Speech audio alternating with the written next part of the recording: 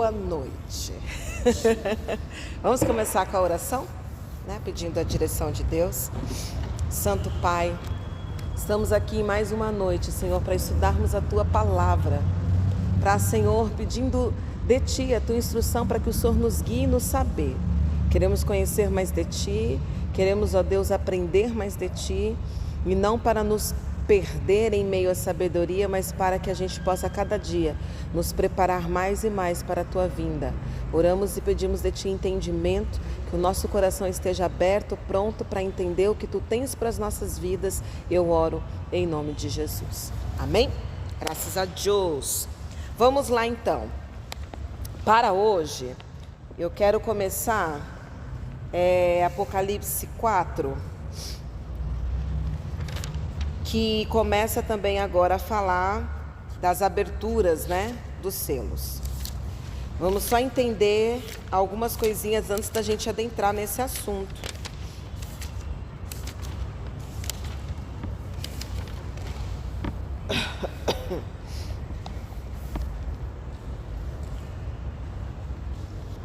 Apocalipse 4.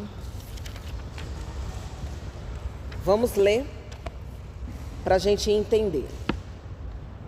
Depois destas coisas, olhei e eis que havia uma porta aberta no céu. E a primeira voz que ouvi, que era como de trombeta, ao falar comigo, disse... Interessante que sempre quando a gente for ler Apocalipse, ou seja lá qual for, quando o escritor ele coloca como, é porque não é.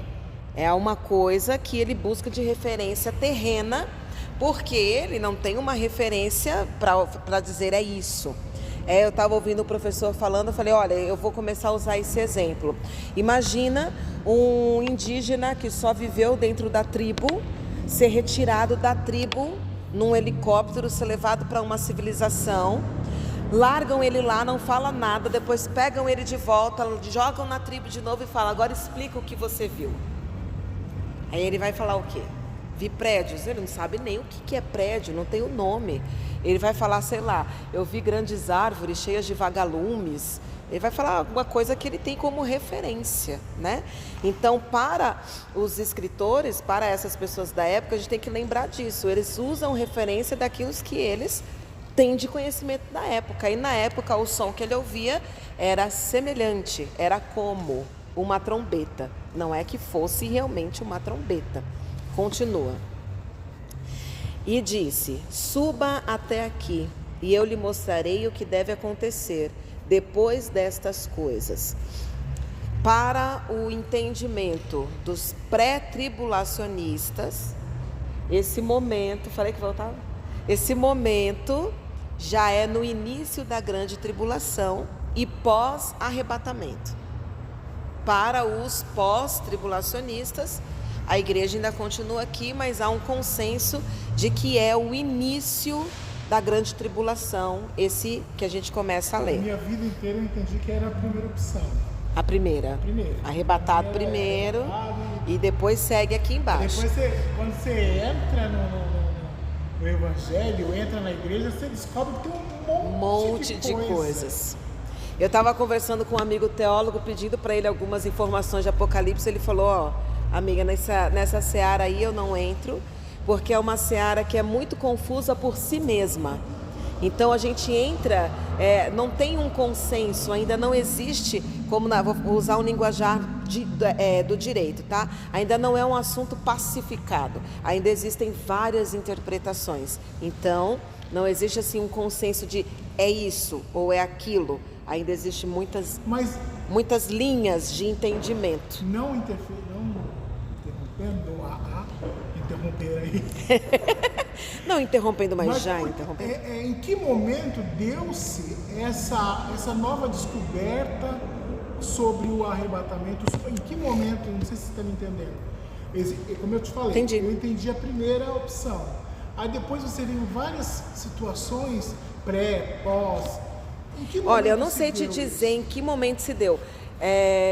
Deixa eu tentar buscar aqui na memória. Ou em que situação? Eu não vou lembrar quem que é o pai do pós-tribulacionismo, onde começa a era, mas Pode-se dizer que todo entendimento começa a se dar quando eles começam a se reunir nas praças, na época dos filósofos, e eles começam a trazer a questão de vamos criar uma linha de entendimento também da Bíblia. Porque na época dos grandes filósofos das praças, lá da Grécia, onde as pessoas se reuniam para debater filosofias, eles falavam assim: os crentes não podem vir debater porque eles não sabem nem explicar Deus. Porque era aquela coisa do que muito tem hoje, o do religioso. Você vai para o inferno. Por quê? Porque você vai. Não existia assim uma questão, vamos sentar, vamos estudar, vamos aprender a escritura para a gente poder te explicar com propriedade. Então foi nessa época que surgiu a teologia, que é o estudo de Deus. E aí nessa era da teologia vão surgindo várias escolas, trazendo várias interpretações ao decorrer da história. Mas para eu te falar uma data específica é difícil para eu lembrar. Mas existe sim uma data, a partir do momento. Não sei se... Logo em seguida, uns 500 anos após a morte de Jesus, já começou isso aí. Eu não lembro bem direito, mas... Foi junto com Lutero? Não, antes. Lutero ele já vem segmentando um pensamento que já tinha sido construído lá atrás. Então já vem vindo escolas lá anteriores falando sobre esses assuntos, né? Vamos continuar lendo. Versículo 2. Imediatamente eu me achei no Espírito. Então tudo que ele viu foi em Espírito. E eis que havia um trono armado no céu. E alguém estava sentado no trono. E esse que estava sentado era semelhante, olha aí de novo, tudo é como, semelhante. Antes de vocês chegarem eu falei para prestar sempre atenção nisso quando lê a Bíblia. Quando eles colocam é semelhante, não é que seja. É porque é a única coisa que à época eles tinham para comparar aquilo que eles estavam vendo, né? Pode ser que quando chegar o momento e a gente vê lá no céu, a gente vai dar até risada. Poxa, João, você viu aqui e falou que era semelhante àquilo? Tipo, você já viu gente que dá descrição de uma coisa que depois você fala, nossa, não tem nada a ver, né? Então pode ser que aconteça, não podemos afirmar. Mas tudo é semelhante. Era semelhante como? No aspecto, a pedra de jaspe e sardônio, e ao redor do trono havia um arco-íris semelhante no aspecto à esmeralda, um arco-íris verde. Na verdade, um arco, a gente não gosta de usar o íris, apesar de nessa tradução ter colocado, porque a raiz da palavra arco-íris vem de um deus grego, uma deusa grega. Então a gente usa o arco da promessa. Eles atribuíram o íris por causa da cultura grega. Mas tá íris aqui. Então é um arco-íris verde em volta do trono de Deus. Existe esse arco-íris verde. Há quem diga que é semelhante à aurora boreal, do que se vê da aurora boreal, né? Dizem que pode ser que seja já a amostra na terra do que seja esse arco-íris verde lá em volta do trono celestial. 4. Ao redor do trono também havia 24 tronos, e neles estavam sentados 24 anciãos, vestidos de branco e com coroas de ouro na cabeça. Há também grande discussão sobre esses 24 anciãos, mas para hoje, o nosso estudo de hoje, só para dizer que quando se fala de coroa na cabeça, fala-se de autoridade. Então eram 24 com autoridade ao lado de Deus. Continua. Do trono saíam relâmpagos, vozes, trovões, e diante do trono estavam acesas 7 tochas de fogo, que são os 7 Espíritos de Deus. Já está explicado o que é isso aqui. Diante do trono havia algo como o mar de vidro, semelhante ao cristal. No meio do trono e à volta do trono havia também 4 seres viventes, cheios de olhos por diante e por detrás. O que é essa representação? Não é que isso realmente exista de modo literal, mas quando se fala na Bíblia cheio de olhos, fala-se da questão da onisciência de Deus, aquele que tudo vê, que vê tudo, por frente, por trás, de um lado, do outro. Então é uma figura para representar essa onisciência de Deus, que ele está em todos os lugares e vendo tudo. Continua. O primeiro ser vivente era semelhante a um leão. Tudo semelhante, tá? O segundo era semelhante a um novilho, um bezerro ou um boi. Essa visão de Apocalipse é semelhante, quase igual, e a gente vai ler a visão de Ezequiel, capítulo 1, que também viu seres viventes. Continua. O terceiro tinha um rosto semelhante ao do ser humano, e o quarto ser vivente era semelhante à águia quando está voando. E os 4 seres viventes, tendo cada um deles, respectivamente, 6 asas, estavam cheios de olhos ao redor e por dentro. Não tinham descanso, nem de dia e nem de noite, proclamando: Santo, Santo, Santo é o Senhor Deus, o Todo-Poderoso, aquele que era, o que é e o que há de vir. Sempre que esses seres viventes davam glória, honra e ações de graças ao que está sentado no trono e ao que vive para todo sempre, os 24 anciãos se prostravam diante daquele que está sentado no trono, adoravam o que vive para todo sempre e depositavam as suas coroas diante do trono, proclamando: Tu és digno, Senhor e Deus nosso, de receber a glória, a honra, o poder, porque criaste todas as coisas e por tua vontade elas vieram a existir e foram criadas. Maravilha. Vamos lá em Ezequiel capítulo 1, para a gente fazer a ligação e entender. Mas, irmã Vivi, isso não vai colar. Pode tentar. Ai, as marmotas que eu invento. Oi?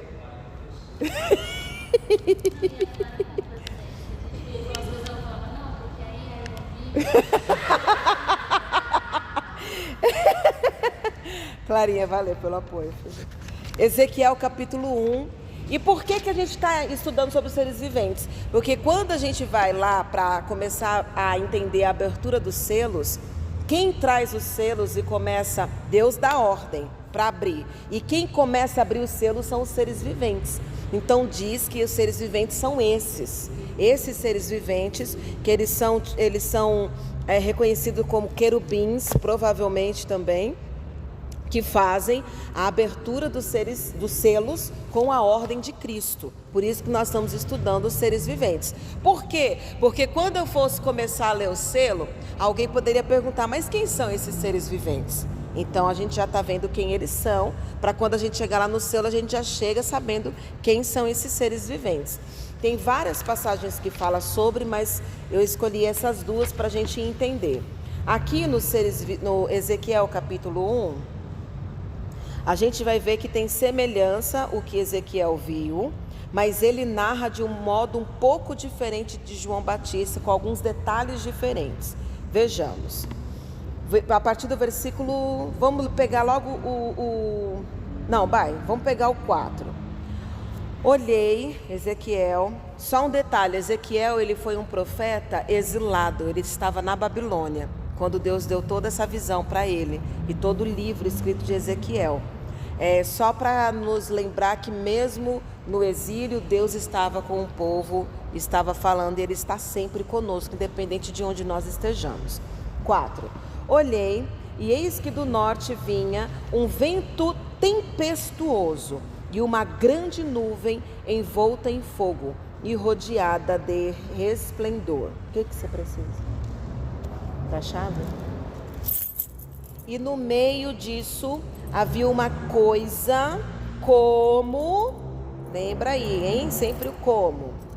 Um metal brilhante que saía do meio do fogo. E do meio disso saía algo semelhante a 4 seres viventes, cuja aparência era esta. Tinham a semelhança de ser humano, corpo de ser humano. Cada um tinha 4 rostos e 4 asas. As suas pernas eram retas, a planta dos pés era como a de um bezerro e brilhavam como bronze polido. Depois das asas, nos 4 lados, tinham mãos humanas. Ezequiel não vai falar para que serve essa mão, mas ele viu mãos humanas ali. Você vê que tem um pouco mais de detalhe, né, do que a visão de João. Assim, todos os 4 seres viventes tinham rostos e asas. E as asas se uniam uma à outra.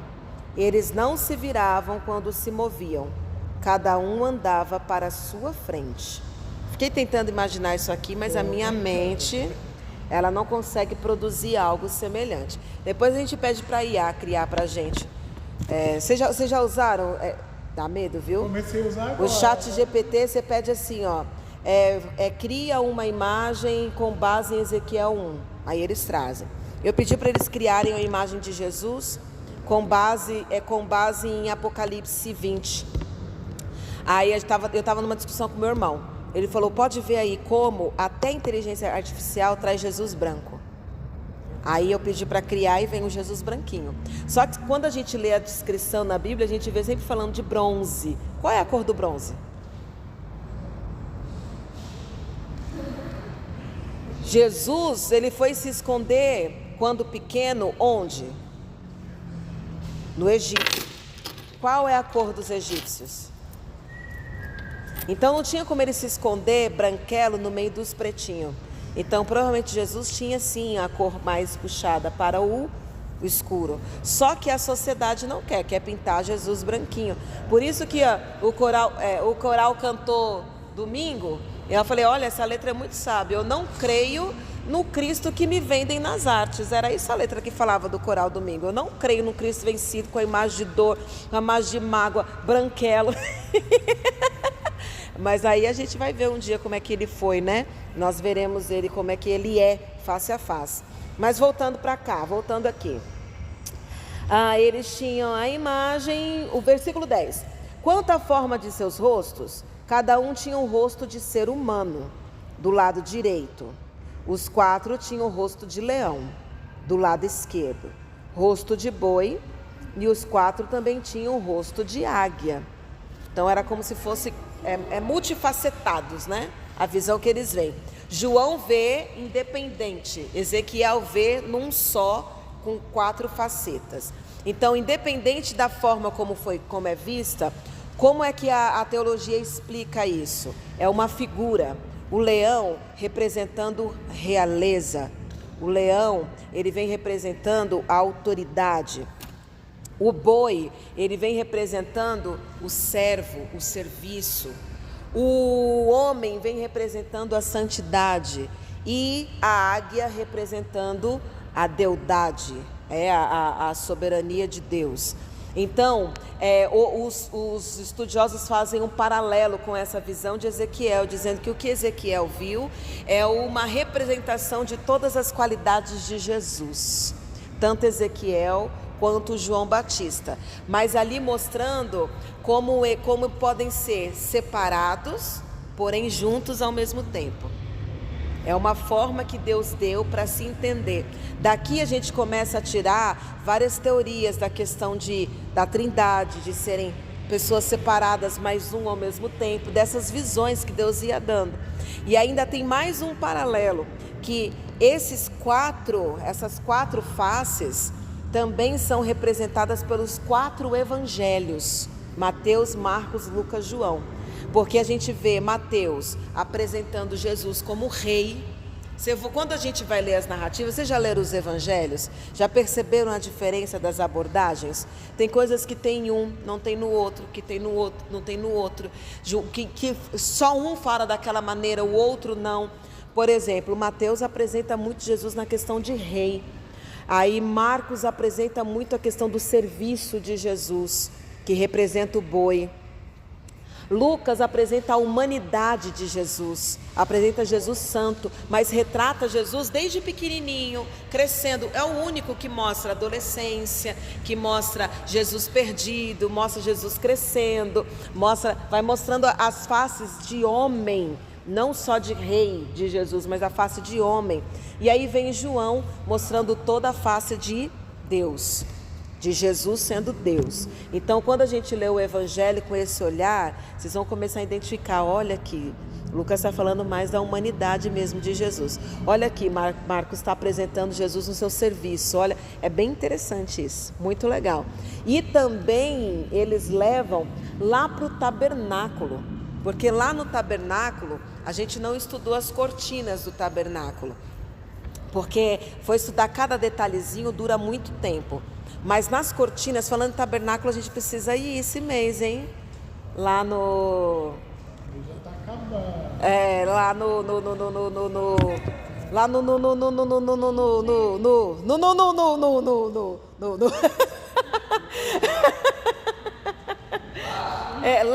lá.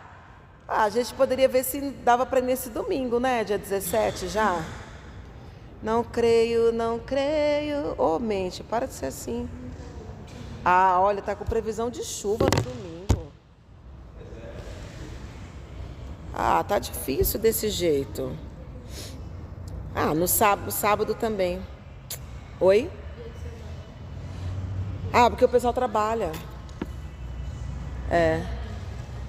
Mas vamos lá, continuemos. E fala da cor das cortinas do tabernáculo. No tabernáculo eles pedem para ser usado a púrpura, o carmesim, o linho, o azul. E todas elas têm uma representação também nos 4 seres viventes. Porque a púrpura só quem usava era um rei, um material caríssimo para conseguir fazer. O carmesim representando, porque para fazer o carmesim você tem que pegar... Qual é o nome da que faz a cor vermelha, que tem que moer? O cúrcuma vira... Não, o cúrcuma era... tem o cúrcuma vermelho, não tem? Urucum. O urucum, que você tem que moer para poder fazer a cor vermelha, que fala do serviço, Jesus sendo moído com a cor vermelha. O linho, que vem no branco, representando a santidade. E o azul, que representa o céu, que é a deidade. Então eles conseguem enxergar a representação em tudo, do começo da Bíblia até o final, nesses 4 seres viventes. Deu para entender os 4 seres viventes? Um detalhe legal desses seres viventes é que eles não andam por conta própria. Tem as rodas que impulsionam, mostrando que é a autoridade de Deus que move esses seres viventes. Eles não andam por conta própria. É a autoridade de Deus, o olhar de Deus que faz esses seres viventes se moverem. Entendido aqui? Então vamos para Apocalipse 6. Hoje nós vamos ver, se der tempo. Hoje eu tenho tempo. 8h30 eu preciso ir, que eu tenho coisas para fazer urgentes. E Apocalipse 6, espero que dê para a gente ver os 5 primeiros selos hoje. O 6º e o 7º é um pouco mais profundo, a gente continua na próxima aula, tá? Vamos lá então, primeiro selo, Apocalipse 6. Eu vi quando o Cordeiro, vamos deixar isso aqui marcado, Cordeiro, Jesus, é quem começa a fazer as aberturas. Aqui ele já está numa posição de juízo sobre a terra. Um pouco difícil para muita mente entender como é que um Deus de amor pode executar juízo. Mas é só a gente ler a Bíblia que nós vamos ver em vários episódios Deus executando o seu juízo. Dá para a gente lembrar de alguns episódios aí que Deus executou juízo? Sodoma e Gomorra, o dilúvio, as pragas no Egito, eram todos juízos de Deus sendo executados na terra. Então sim, de quando em quando Deus executa os seus juízos. E aqui ele começa a execução do juízo final sobre a terra. Então o Cordeiro vem e há outro detalhe. Nos mostra que nada foge do controle de Deus. Deus está no controle de tudo. Então vem o Cordeiro, quebra o primeiro dos 7 selos e ouvi um dos 4 seres viventes, não fala qual dos 4, mas é um dos 4, dizendo como se fosse o som de trovão. Aí chama João, venha. Aí mostra, João então fala, eu vi e eis um cavalo branco e o seu cavaleiro tinha um arco e foi-lhe dado uma coroa. E ele saiu vencendo e para vencer. Quem vocês acham que é esse cavaleiro branco? Ah, o David não vale. Esse cavaleiro branco, entende-se que é o anticristo. Mas tem muitos que falam e pregam que é Jesus. Eu conhecia como Jesus. Mas quando a gente pega a descrição de Apocalipse 19, a gente vai ver a diferença do cavalo. Lembra que o anticristo, ele quer ser quem? Deus. Ele quer ser Jesus. Ele quer ser Jesus, não é nem Deus. Ele quer ser Jesus. Ué, quando ele foi expulso do céu, Ele quer Deus, ser Jesus. ele queria estar à altura de Deus. Aí depois tem que entrar nos detalhes para ler, mas ele quer ser Jesus. Então ele vem imitando tudo que Jesus faz. Então até o cavalo até o cavalo ele quer imitar. Quer ver? Deixa eu lembrar aqui qual é o versículo 11. Vê se vocês notam a diferença daquele cavalo, aquele cavaleiro, para este que é Jesus. Apocalipse 19, 11. Vi o céu aberto, e eis um cavalo branco. Cavalo branco está igual daqui para lá. E o seu cavaleiro se chama Fiel e Verdadeiro, e julga e combate com justiça. Os seus olhos são como chama de fogo. Na cabeça dele há muitos diademas, tem um nome escrito que ninguém conhece a não ser ele mesmo. Está vestido com um manto encharcado de sangue e o seu nome é Verbo de Deus. Os exércitos do céu o seguiam, montados em cavalos brancos e vestidos de linho finíssimo, branco e puro. Da sua boca sai uma espada afiada para com ela ferir as nações. Ele mesmo a regerá com cetro de ferro, e ele mesmo é o que pisa o lagar do vinho do furor da ira do Deus Todo-Poderoso. No seu manto e na sua coxa está escrito o nome, Rei dos Reis e Senhor dos Senhores. Tem diferença desse cavaleiro para o outro? E muita, Mas aqui a gente vê no primeiro selo esse cavaleiro com um arco, e ele sai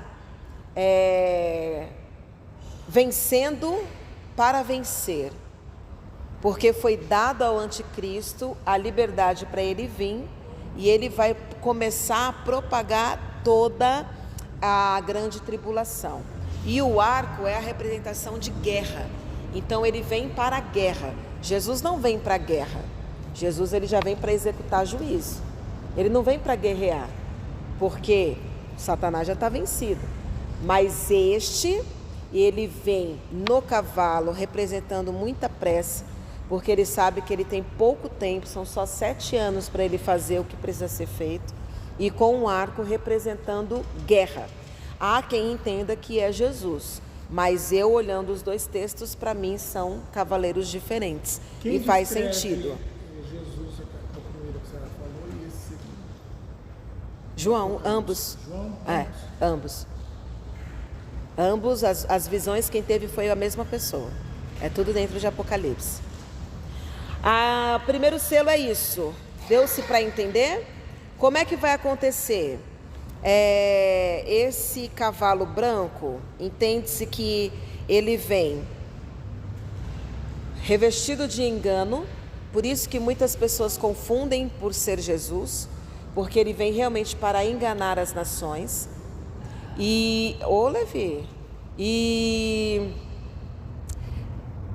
ele vem de uma forma tão enganosa que ele consegue envolver o que a gente já explicou aqui sobre a questão da diplomacia, da união das nações, porque ele vai promover a reconstrução do último templo, e para que isso aconteça vai ter que ter paz entre judeus e os muçulmanos e tal, papapá. Então ele que começa todo esse movimento, entendeu?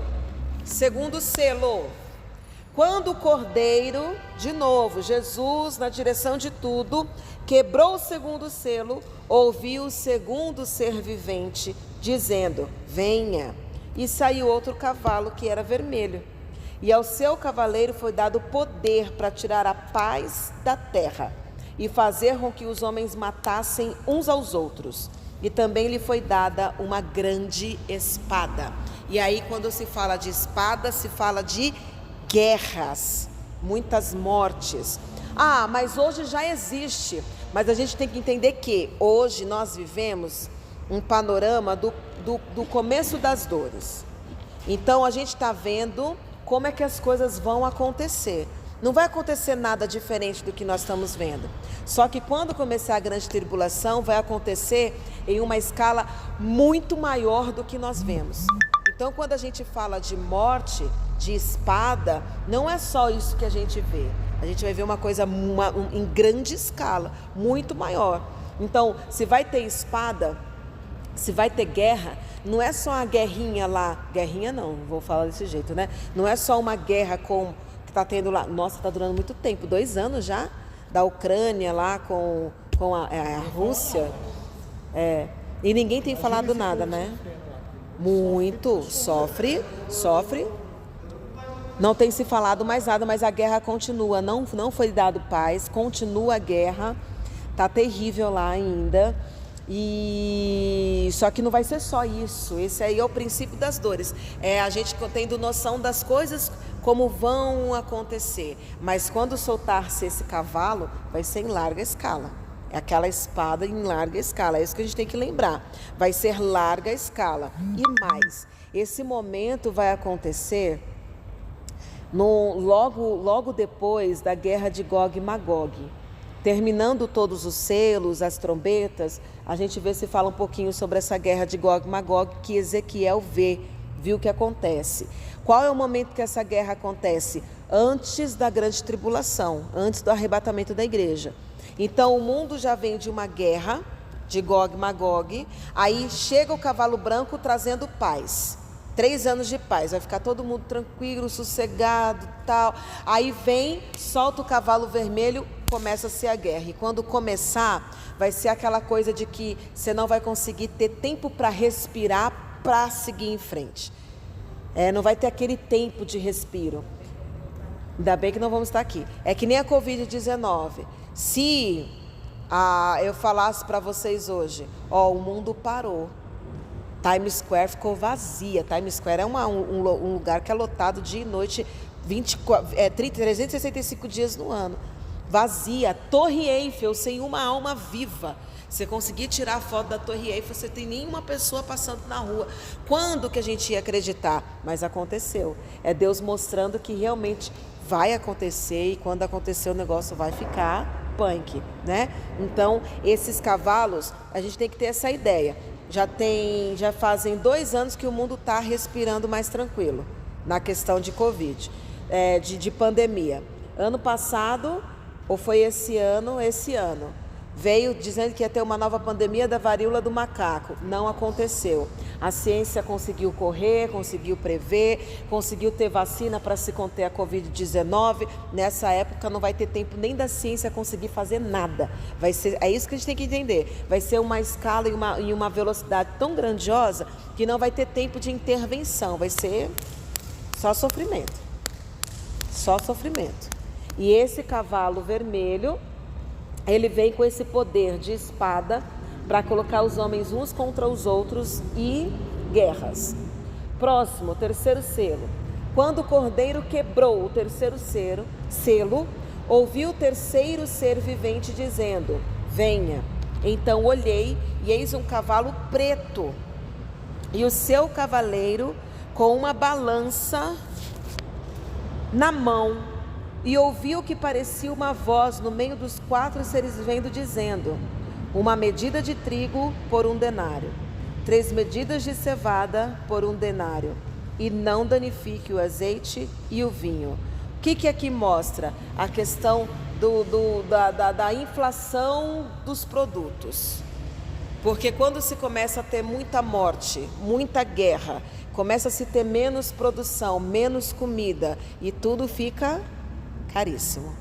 É só a gente lembrar na tragédia que teve na Baixada, que tava neguinho lá vendendo água a R$200. Vocês lembram disso? Uma garrafinha de água, R$200. Então, esse equivalente aqui que fala é mais ou menos assim: um prato de comida pelo teu salário, um salário mínimo. Um prato de comida a R$1.000, vamos imaginar assim. Então a coisa vai ficar tão terrível, talvez proveniente de guerras, de catástrofes, de situações, e que a comida vai ficar escassa. E a gente não está falando de país de terceiro mundo, a gente está falando do mundo inteiro.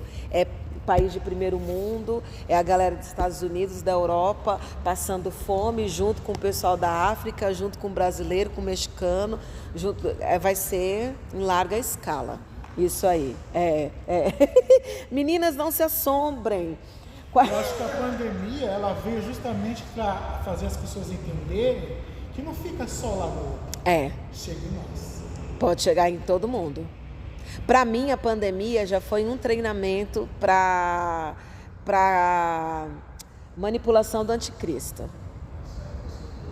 Já foi um treinamento. Você vê, todo mundo é obrigado a se vacinar, senão você não consegue fazer nada.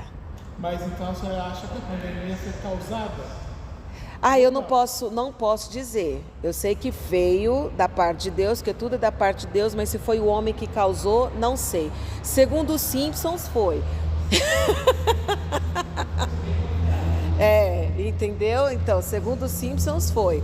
Aí a gente vai cair na teoria da conspiração, de Illuminati. Aí tem que ser assim, quem acredita nesse tipo de coisa. É um negócio muito mais profundo. Então eu não toco muito nesse assunto, que as vezes ficam assombradas. Elas são bebezinhas, são novinhas. Eu tive a visão da pandemia, só que eu não sabia que era pandemia. Eu tive alguns irmãos que me relataram também. Pastor, eu sonhei com isso, aquilo, tal, antes de acontecer. Eu sonhei foi em outubro de 2019. Tive algumas pessoas que me relataram isso também. E tem coisa pior que eu vi, pelo menos na minha visão. Tem. Por isso que eu perguntei, se foi manipulado ou foi parte de Jesus? Parte de Deus. Parte. Mas como eu tive essa visão, e ela foi muito... Sabe que Deus falar assim, vai acontecer e não adianta. Independente, o pessoal fala, eu estava escutando como é que pode, né? Um cristão esquerdista, e ele fala assim, contra o evangelho. Eu não entendi o que ele é. Ele é anticristo. Não, eu não entendi, sério, eu não entendi. Aí ele falando que independente do que aconteça, a religião sempre vai transformar, dizendo que foi obra de Deus. Ele estava falando do governo do Lula. Ele está falando que o culpado das igrejas, mega igrejas, é uma crítica às megas igrejas, terem crescido tanto no Brasil é culpa do Lula, porque o Lula que deu incentivo fiscal, que apoiou, que inclusive esse ano ele assinou o Dia da Música Gospel, e aí ele estava criticando isso, que em meio a tantas pautas, tantas necessidades, Lula estava lá assinando um Dia da Música Gospel, e que a culpa do que está acontecendo nas igrejas, no meio do gospel, é com o apoio do Lula. Aí ele estava dizendo, mas os crentes, esses crentes fanáticos que não são revolucionários, eles vão dizer, metem o pau no Lula, mas vão dizer que o Lula também foi um instrumento de Deus para abençoar a igreja. Mas assim, eu entendi a crítica dele. Eu entendi a crítica dele, mas no fim, o que a gente entende? Que vindo da mão diretamente de Deus, ou alguém até contra o evangelho sendo usado para fazer algo, tudo vem da mão de Deus. A gente entende dessa maneira realmente. E é isso que ele vinha criticando. Que os crentes nunca vão falar assim, não, o Lula é uma pessoa boa. Não, o Lula não presta. Mas ele assinou coisa boa para a igreja, porque Deus mandou e ele teve que obedecer. Mas ele continua não prestando. E a crítica dele é essa, que por mais que ele... Oi?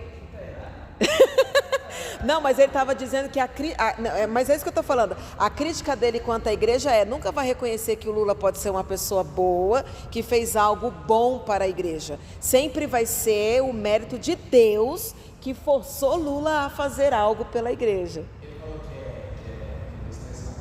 Oi? Ele é pregador, menino.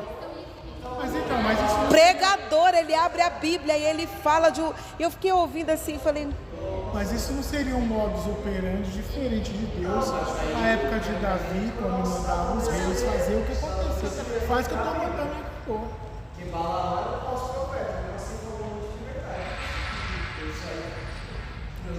Entendeu? Entendeu? Mas minha mente bugou. Falei, como é que ele pode ser um pregador e falando... Mas tá bom, tá bom, tá bom. Quem sou eu, né? Mas enfim, não lembro nem porque que a gente entrou nessa pauta.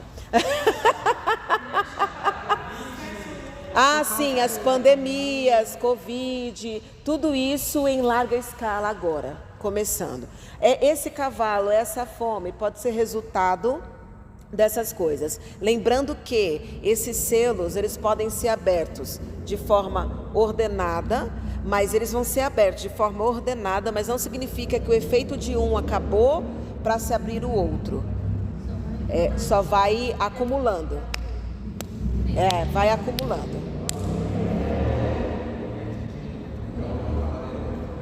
Preto. A balança. Representa o quê? Juízo. Isso. Aqui representa a justiça e o juízo sendo executado sobre a terra e principalmente na questão, quando essa balança também pode representar a questão daquelas balanças infiéis, de que você coloca um peso e ela está adulterada e te cobra muito acima do valor, também representa isso. Mas a justiça a gente vê executando. Diga-me. A gente vê muito a simbologia do cavalo. Ela tem alguma referência, alguma simbologia dentro da história? Não. De tudo que eu li para estudar para hoje, eu não encontrei ninguém falando se tem uma representatividade esse cavalo. Não cheguei. Se eu encontrar alguém falando, eu compartilho sobre, tá? O quarto selo. Quando o cordeiro quebrou o quarto selo, ouvi a voz do quarto ser vivente dizendo: venha. E vi um cavalo amarelo. E o seu cavaleiro se chama Morte. E o inferno o estava seguindo. E lhes foi dada autoridade sobre a quarta parte da terra, para matar a espada, pela fome, com a mortandade e por meio dos animais selvagens da terra. Então aqui a gente vê a morte, que já estava acontecendo aqui, mas agora eu fiquei imaginando, falei, meu Deus, mas tanta gente já morreu no primeiro, no segundo, no terceiro, ainda tem gente para morrer no quarto? Ainda vai ter gente para morrer no quarto? Vai. Você vê, a Covid, é só vocês verem, na Covid, morreu tantos milhões de pessoas e a terra continua lotada de gente. Por quê? Morrendo e nascendo, porque nesse período vai continuar existindo nascimento. Então morre, nasce, e esse negócio vai indo, vai prosseguindo. E é uma quantidade muito grande de morte. Quando abre-se o quarto selo, a gente só tem que se lembrar disso. Aumenta-se, vai começar a existir muito mais morte por animais selvagens, animais saindo das florestas, atacando pessoas. Já tem, a gente já viu algumas situações. Porcos selvagens que invadem, cobras que você vai mexer em habitat natural, escorpião, só que agora matando em larga escala, né? Animais selvagens atacando, serpentes, crocodilos, que vão atacar, vai ter muito mais casos de morte de animais selvagens. Mortandade, o que é a mortandade? As pandemias, vai ter muito mais pandemia, endemia. Vocês sabem a diferença de pandemia e endemia? Pandemia mundial, endemia é local, né? Correto? Obrigada. Então vai ter muito mais casos de doenças mortais, vai ter muito mais casos nesse sentido. Lembrando que isso vai ser um problema que não vai ser local, a gente está falando como na pandemia Covid-19, é escala global. Então não é uma escala local, é uma escala global. Hoje a gente vê esse tipo de coisa acontecendo, vê, mas é local. Porcos selvagens invadindo lá na Inglaterra, foi na Inglaterra que teve? Não lembro o país. Cobras atacando pessoas no Texas, muitas morreram atacadas com... Tem que andar com a espada. Na Austrália. Passa a espada. Vespa assassina. Falavam até que ia voar para cá, né? Não foi que estava chegando a nuvem das vespas que iam chegar aqui no Brasil, vindo lá as vespas assassinas, e, graças a Deus elas caíram tudo no oceano, morreram lá. Lembra dessa aí? Não veio. Lembra que estava vindo uma nuvem, né? Gafanhotos que atacam plantações. Teve também do gafanhoto que ia chegar aqui, lembra? Não chegou também? No sul do país? Sumiram os gafanhotos. Para onde é que eles foram? Ninguém fala, né? O que aconteceu com os gafanhotos? Tem umas coisas que eu acho que é manipulação. Na hora que chegou só foi bum, bum, bum, bum. Banquete, banquete. Deus é mais. Ai, meu pai. Ai, comida. Sumiu a nuvem. Gente do céu. Aí, entenderam o quarto selo? Quinto selo. Aí acabou-se agora os seres viventes e os cavalos. Os cavalos são 4 cavalos dos 4 seres viventes, tá? Aí agora o quinto selo. E a gente termina nesse. Quando se quebra o quinto selo, há então uma abertura do céu celestial para que João visse. E o que ele vê? Ele vê debaixo do altar as almas daqueles que tinham sido mortos durante a grande tribulação, por causa da palavra de Deus e por causa do testemunho que deram. Clamaram com voz forte, dizendo: até quando, ó soberano Senhor, santo e verdadeiro, não julgas nem vingas o nosso sangue dos que habitam sobre a terra? Então a cada um deles foi dada uma veste branca, e lhes foi pedido que repousassem ainda por pouco tempo, até que também se completasse o número dos seus conservos e seus irmãos que iam ser mortos como eles tinham sido. Aqui, esse selo, ele tem dois respaldos, né? Para o pré-tribulacionista, diz que esses que serão mortos durante a grande tribulação é a igreja, mas não a igreja que foi arrebatada, porque a gente já está arrebatado, salvos, mas aqueles que não estavam preparados e não subiram no arrebatamento. Aqueles que ouviram a palavra e quando viram que os santos subiram, correram para se santificar e servir a Cristo. Esses foram perseguidos e mortos, e aí essas almas não vão já direto para o céu para descansar. Os mártires, eles vão para debaixo do altar de Deus esperar a vingança do Senhor. Até que interessante, né? Já para o pós-tribulacionista, diz que é a igreja de Cristo mesmo. Porque o judeu, o muçulmano, as outras religiões estarão em paz com o anticristo. Então ele não vai perseguir. Quem é que não vai obedecer? Quem é que não vai receber a marca da besta? Quem é que não vai se curvar diante do anticristo? Os cristãos. E uma vez que não se curvarem, eles serão sim mortos. E aí a alma deles irá aguardar e vai ficar lá clamando debaixo do altar de Deus. Quando você vai fazer vingança por nós?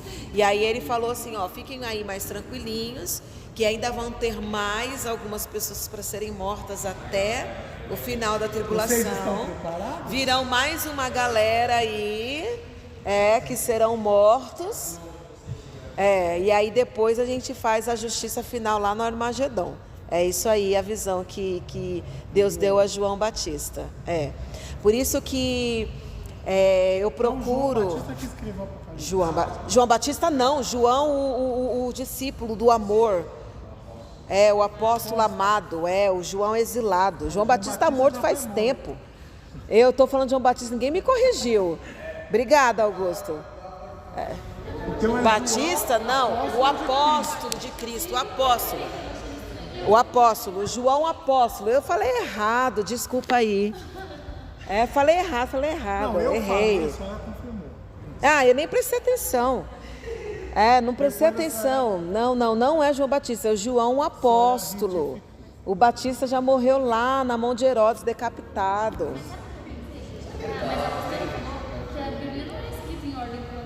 Ele pode ter tido essa visão antes. Falei várias. Não, é costume de falar, já vem João ou Batista. Não, é o João apóstolo. O apóstolo, João apóstolo. O apóstolo do amor, né? O mais amado. pretencioso, abençoado, né? Tá na Bíblia, é verdade, ele era o mais amado. E aí fica, né? Já fiquem sabendo, se formos arrebatados antes, glória a Deus, aleluia. Se não formos arrebatados, Deus é mais. Quer viver também, Rani? Tá bom. Ó, se a gente não viver, chega lá no céu, a gente fala assim, poxa, não deu. Se a gente viver, a gente vai olhar para vocês e falar assim, obrigada, viu? Você é obrigada. Agora vocês nos consolem com boas palavras para a gente aguentar esse momento de tribulação, porque vocês já estavam preparados para isso e nós queríamos o arrebatamento. Se prepara.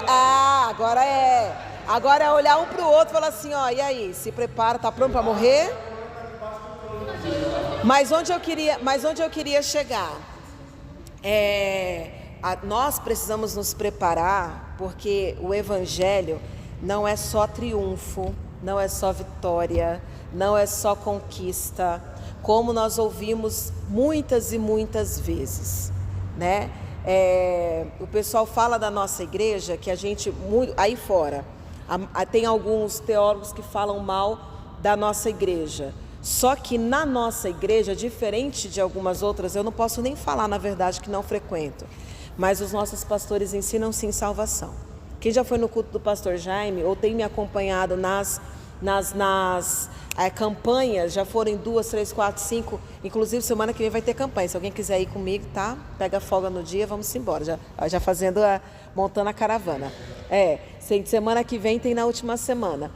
Em todos os cultos ele fala da salvação, fala sobre aceitar Jesus e fala sobre não negar a Jesus. Em todas as pregações.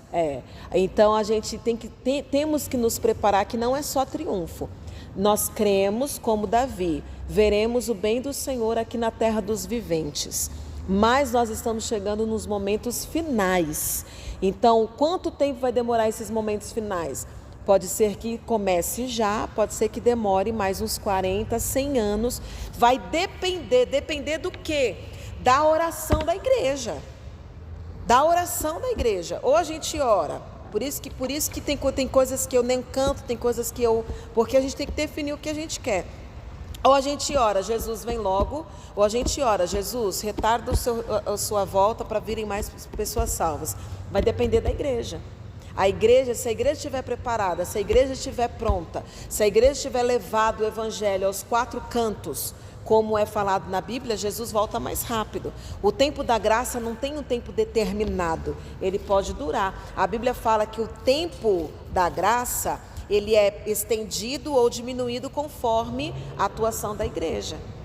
Então vai depender de nós. A gente pode ser nessa geração, pode ser na geração da Ana, pode ser na geração posterior à Ana, vai depender da igreja. Fala, David.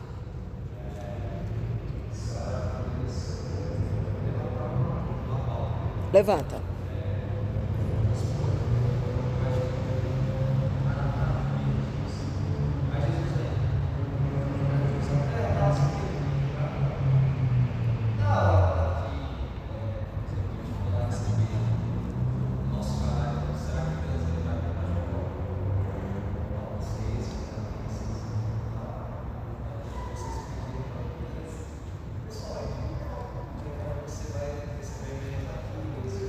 Pode ser. Eu acho que a oração mais sábia para a gente fazer é: Senhor, o Senhor sabe o tempo e a hora, vem no tempo e na hora, né? Vem no seu tempo e na hora. Só que nos ajuda a estar preparado para este momento. Senhor, me ajude a me preparar para esse momento, Essa tem que ser a nossa preocupação mais do que urgente. E o nosso incentivo para os irmãos da igreja, para a nossa família, a urgência na nossa salvação, a urgência na salvação dos nossos. E independente, se Jesus voltar, mas a gente pode ir saindo daqui e Jesus nos recolher. E aí? A pregação de domingo, ó louco, e se hoje te pedirem a tua alma? Hoje te requererem a tua alma? Para quem será o que você juntou? Para quem ficará o que você juntou? Isso, né? As pessoas entenderem isso, né? Porque todo mundo acha que vai viver ad eterno. Os planos que a gente tem, se a gente for reparar, os planos de vida que a gente tem é plano de 100, 200 anos. A galera que planeja aí até 300 anos, se vivesse. Hoje teve um cliente que me contratou para 2026. Aí eu falei assim, mas viu, é 2026 mesmo? Não. Ele falou, é 2026. Bom, eu nem sei se eu vou estar vivo em 2026. Olha que maluquice. As pessoas, elas são assim, elas se programam, planejamento. Tem gente que é assim. Temos que planejar? Temos. Mas temos que ter essa consciência de que a qualquer momento, por isso que nossa alma tem que estar preparada. Temos que falar como Davi, preparado está o meu coração. Mais tempo procurar a igreja na terra, eu acho que menos cristão vai subir. Porque hoje a gente vê as igrejas mais vazias. Nós tivemos uma pandemia. Eu já não vejo isso, eu já estou vendo a igreja mais cheia. As igrejas estão todas vazias. Isso você vê todos. E eu não sinto só a questão da igreja vazia. Eu sinto a igreja até com bastante pessoas, mas vazias de Deus.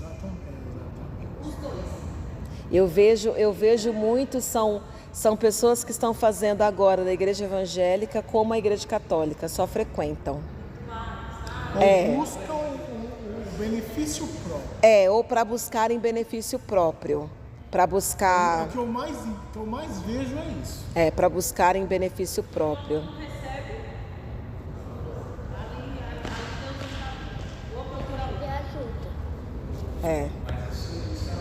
Mas Deus do ser humano. Fazer o que quer, como quer. Depois ele vem e passa ré. Onde vai acabar? E a minha esperança, a minha alegria de 100, se pelo menos